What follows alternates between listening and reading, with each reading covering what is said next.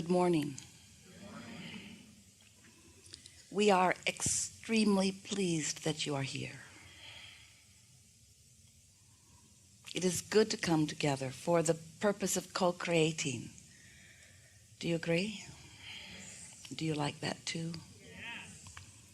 Do you like taking thought forward? Do you like catching up with who you are?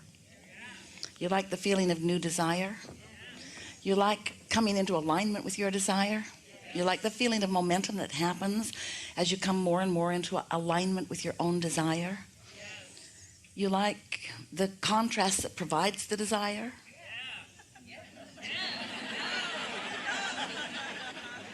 We know you can't lie to us. But that really is what we desire. We are really looking forward to you really feeling personally the advantage that contrast brings you, the clarity it brings, the new ideas it brings, the newness it brings, the eternity it brings. We know that when you've been wanting something for a while and it hasn't come about yet in terms of the full realization of it, it hasn't materialized, it's not where you or others can see it or know it with your physical senses. We know that if a long period of time passes between your identification that you want something new or different and it actually coming about, we know that you get weary of its absence or of the presence of something that you don't want. But we want you to come away from this gathering understanding that everything that you desire is a sure thing, and that the only thing that slows it down is whatever thoughts are present when you feel that weary feeling, because you are the only one who can think thoughts in opposition to your desire and therefore slow it down. Now, it doesn't seem logical to you, we know, that you would be thinking thoughts that are in opposition to your desire, because you feel like you just would not do that to yourself. But we want to explain that just noticing that something that you want hasn't happened yet is a thought that is in opposition to it happening, because every subject is two subjects, wanted and absence of it, and you can't have it both ways. You can't think about what you want and think about its absence at the same time. And so it's all about how much airtime you give to it. In other words, if you think more about what you want and why you want it, then the momentum for you is moving you closer and closer to the manifestation of it. But if with nearly every thought of desire you notice where you are in relationship to it, so you're taking score continually, then what happens is you ask for it, which causes a little momentum that way, and then you notice that it hasn't come yet, which causes a little momentum that way. Yesterday and a day or two before, we offered a train analogy where you're the train and your desire causes you to put an engine going that way on your train, and off you go. But then your doubt causes you to put an engine going that way on your train. And when you have a flat surface with no advantage to gravity and equal engines pulling in opposite directions, the net result for you is no motion. And if you keep that up, because the more you want something and the more you notice you don't have it, then the more engines you put going that way. But then the more you notice you don't have it, then the more engines you put going that way, until you can, in a relatively short period of time, amass quite a bit of momentum going in opposing directions, which causes you, again, to go nowhere, but it's a stressful situation for you. And sometimes you say, it's so stressful that I would like to just give up on my desire. But you can't, because once you gave birth to it, once you launched it, now it has become, you may not really understand what we're going to say next, it has become a vibrational reality, And law of attraction is responding to your vibrational reality. So when law of attraction is causing it to go that way, and your thoughts about not yet seeing it are causing you to go that way, that's the tension that you feel. And that's the negative emotion that you feel. Now we know this is a simplistic, rudimentary analogy, but it is so accurate that we want you to remember it. Because the only thing that slows your train down is your thoughts going in opposition. The only thing that stands your train still is your thoughts. The only thing that prevents you from anything is your thoughts. This is a cooperative universe that you live in, and law of attraction makes that so. Things come to you that cooperate with you. So how you feel, your mood or your attitude really equals your experience. And we know that if you are like most people, you are a sort of mixed bag, and we can feel from you that you mostly feel better and you do not mostly feel worse. It sort of depends on what's going on in your experience, doesn't it? Which makes you, we love you so much, you know what's coming next. Gonna climb your tree a little. It makes you a conditional creator, focusing on conditions and then responding to them, which is what we were just talking about. That doesn't work out very well, because the conditions that you are observing, you don't want them to continue. Sometimes you do. If something's wonderful, think about it a lot. If something's not so wonderful, don't think about it at all if you can help it. That's a little dicey, isn't it? Because when you say, I'm not going to think about this thing that I'm thinking about, you're thinking about it. And that's because law of attraction is helping you to think about it. If you've got an active vibration going on, if you don't distract yourself from that active vibration by focusing on another one, that vibration is going to stay active and gain momentum. And so that's what beliefs are. Beliefs are thoughts that you continue to think. And the reason that you continue to think them is because you're not thinking something else. And you do have more control than you usually exercise.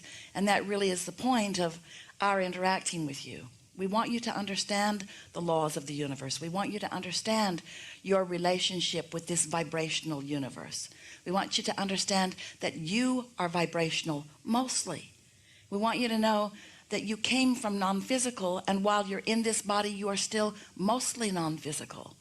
We want you to know that that non-physical inner being part of you goes with the flow of what you're asking for. And when you don't, you cause stress in your vibrational frequency. So everything that we are about as we relate with you is about helping you to reduce that stress. For a while, we called this gathering the science of deliberate creation. But you got so deliberate about it. We thought it was a good name, because if you are deliberate, then life is more rewarding, and you do have more creative control if you're doing it on purpose. But if you worry about what you're not able to do, then it works against you.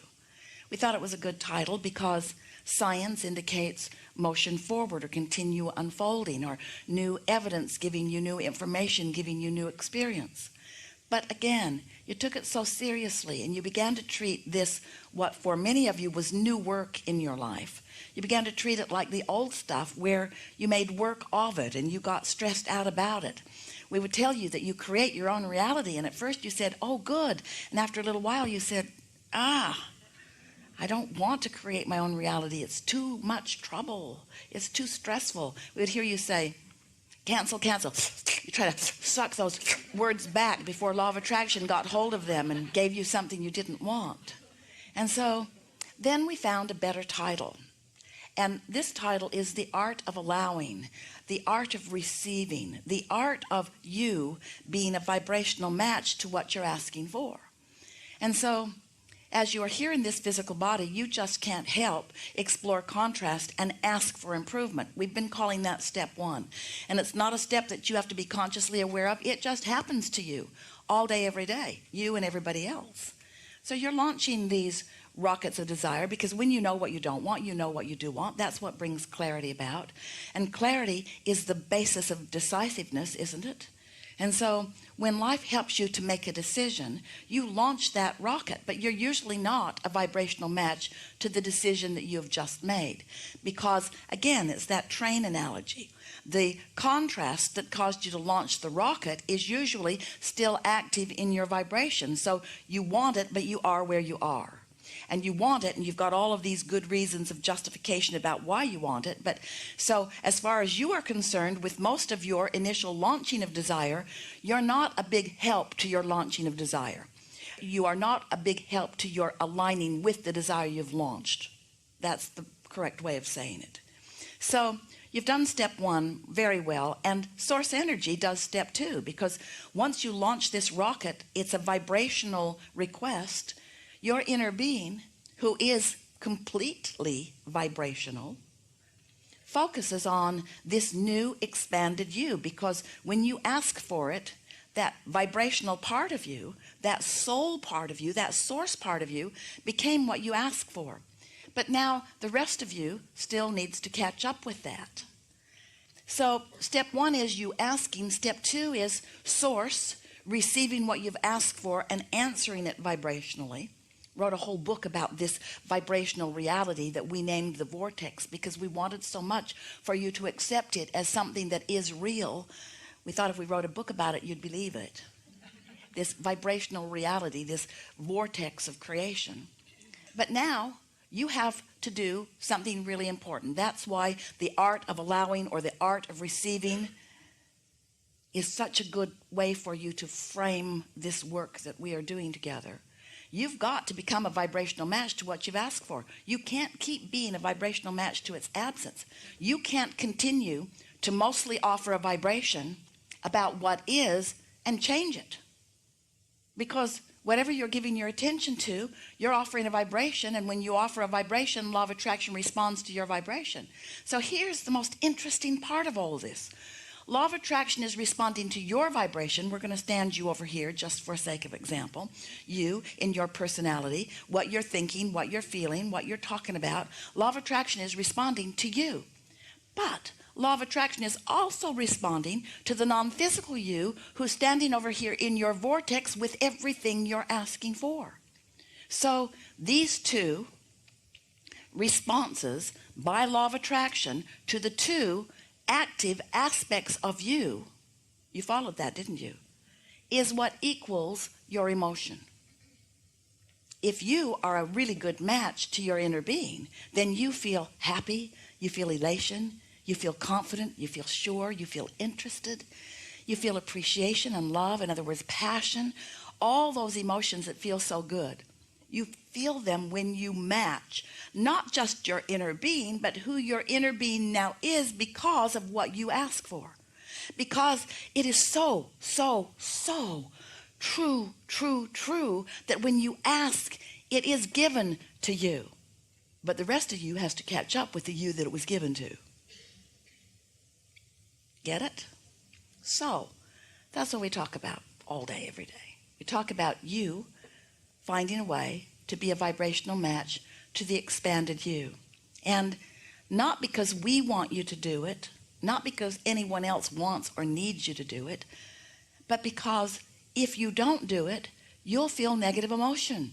You can't let life cause you to expand and you lag behind the expansion and you not feel bad. We love you so much, but sometimes you get used to not feeling good. You sort of put up with it. You tolerate it. You tell yourself things like, well, sort of that way for everybody, or life isn't supposed to be fun, which is really bonkers. So we want to help you to first accept that you have two aspects of yourself that you are eternally in the process of blending. We want you to understand how important you are, brilliant genius creators that you are, out here on the leading edge, exploring the contrast for the expansion, not just of you, but of the entire universe. You are leading edge. And because you are leading edge, we are all flowing here with you on the leading edge.